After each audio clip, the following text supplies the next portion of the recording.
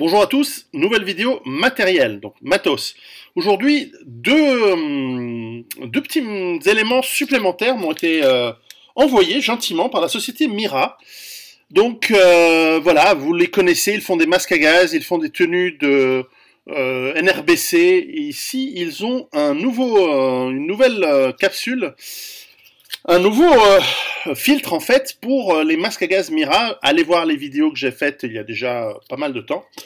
Alors évidemment c'est pour un masque à gaz qui n'est pas pour tout le monde, qui n'est pas pour toutes les situations et que je conseille uniquement si vous habitez en ville, vous habitez près d'un lieu avec potentiellement des problèmes chimiques ou si vous habitez, malheureusement pour vous, près d'une centrale nucléaire ou près d'une cible de potentielle attaque nucléaire. Donc ça reste des événements peu probables. Si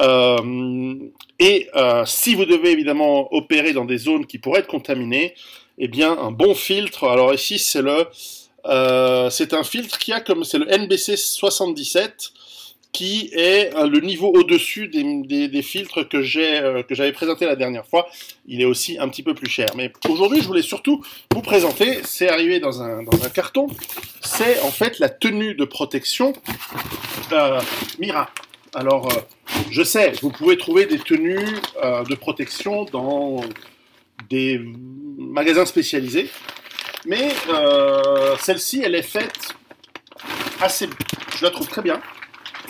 Voilà, elle est à ma taille, on dirait une poupée gonflable, non que je n'ai jamais vu de poupée gonflable de ma vie, mais sur internet on voit tout.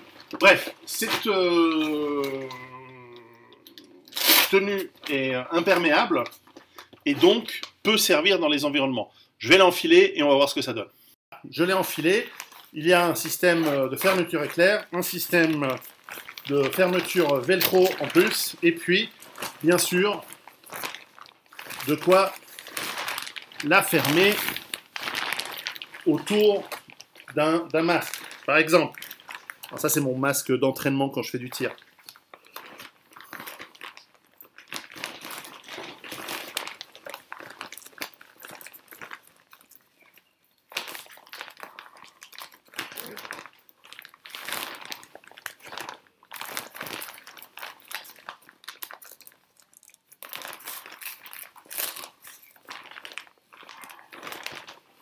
Voilà, c'est l'idée. Donc, il fait chaud là-dedans, je vous le dis tout de suite, mais ça peut être intéressant de s'entraîner. Ajouter des gants en caoutchouc, ajouter des bottes. Je ne sais pas si on voit la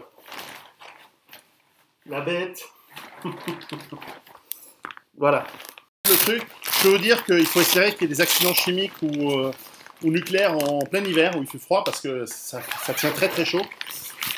Alors, si vous travaillez dans des laboratoires ou dans des hôpitaux, vous probablement avez déjà essayé ce genre de tenue. Pour les gens qui travaillent également dans des industries dangereuses, eh bien, vous avez déjà essayé. Alors, toujours un petit peu plus compliqué à enlever. L'idéal, ce serait de le faire à deux pour éviter de se contaminer lorsqu'on l'enlève. Alors, ce genre de manipulation est expliqué dans le livre NRBC.